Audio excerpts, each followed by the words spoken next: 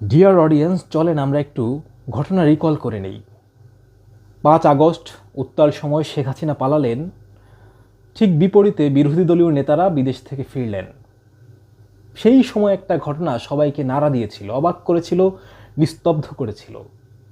কারণ বাংলাদেশের সবচেয়ে বড় অর্থ পাচারকারীকে নিশ্চয়ই আপনি নাম জানেন। সেই অর্থ পাচারকারীর গাড়িতে সেই উঠেছিলেন এমন এক ব্যক্তি যিনি বহুদিন নির্বাসিত ছিলেন এবং খুব আলোচিত ঘটনা, এবং তাকে পরিচ্ছন্ন পলিটিশিয়ান বলা হতো। তিনি এসে উঠেছিলেন সেই অর্থ পাচারকারীর কোম্পানির গাড়িতে। তারপর তাকে দল থেকে নোটিশ দেওয়া হয়েছিল, তিনি জবাব দিয়েছিলেন। তারপর খুব প্রভাবশালী নেতা হওয়াতে ওই ঘটনা খুব একটা আগায়নি। কিন্তু এবার একটা আলোচনায় আসি। নেপালের স্বরাষ্ট্রমন্ত্রী পদত্যাগ করেছেন। কেন পদত্যাগ করেছেন?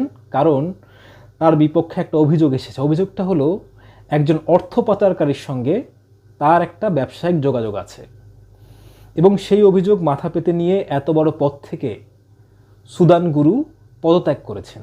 এবং তিনি বলেছেন তার কাছে পদের চেয়ে নৈতিকতা অনেক বড়।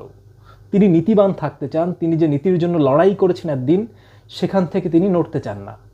ছাত্র জনতার যে বিক্ষোভ, জেনজির যে বিক্ষোভ, সেটাকে তিনি সম্মান দিতে চান, যে কারণে সুষ্ঠু তদন্তের স্বার্থে তিনি সরে দাঁড়াচ্ছেন। বিপরীতে বাংলাদেশে দেখা গেল ওই যে অভিযুক্ত ব্যক্তি, যার বিরুদ্ধে অভিযোগ উঠল যে অর্থ পাচারকারীর কোম্পানির গাড়িতে উঠেছে, তিনি এমন একটা পদ পেলেন, সেই পদই একরকম বাংলাদেশের আইন শৃঙ্খলা নিয়ন্ত্রণ করছে। তার শাস্তি তো হলোই না, উল্টো তাকে পুরস্কৃত করা হলো। এই নিয়ে কথা বলছে, এটাও হয়তো একটু রিস্কি হয়ে যাচ্ছে, তারপরে বলা একটা তদন্ত করে দেখার দরকার পড়ল না যে আসলে উনি ভুল করে উঠেছিলেন নাকি স্বেচ্ছায় উঠেছিলেন। কেন এই প্রশ্ন উঠছে? কারণ উনি ক্ষমতায় বসার পরেই, সেটেল হওয়ার পরে, ওই যে অর্থ পাচারকারী কোম্পানি তাদের আবার সুদিন ফিরতে শুরু করেছে। সে নিয়ে প্রশ্ন উঠছে। তাদের লুটে যাওয়া ব্যাংকগুলোকে আবার তাদের হাতে ফেরানোর পায়তারা চলছে।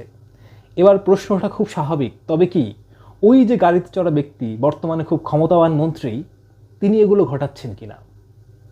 জনগণ সেই প্রশ্ন তুলছে, প্রশ্ন উঠছে। যদিও বাংলাদেশে এই প্রশ্নের উত্তর পাওয়া সম্ভব নয়, কারণ এখানকার কেউ পদত্যাগ করে না। এখানকার পদ থেকে ধাক্কায় নামাতে হয়। 17 বছর ক্ষমতায় থাকার পরও শেখ হাসিনার মনে হয়নি তিনি পদত্যাগ করবেন। তাকে ধরে বেঁধে তাড়িয়ে দিতে হয়েছে। এখানকার সবাই তাই। এবং এখানকার যে লোকটা সবচেয়ে বেশি অভিযুক্ত থাকে, তাকেই সবচেয়ে বেশি বড় পদ দেওয়া হয়। এই প্রচলনটা ব্রিটিশ আমলেও ছিল। যে লর্ডের বিরুদ্ধে যত বেশি অভিযোগ ছিল, তাকে ব্রিটিশরা তত বেশি পুরস্কৃত করত। লর্ড ইয়াকুব নামে হয়তো আমরা একটা প্রবন্ধ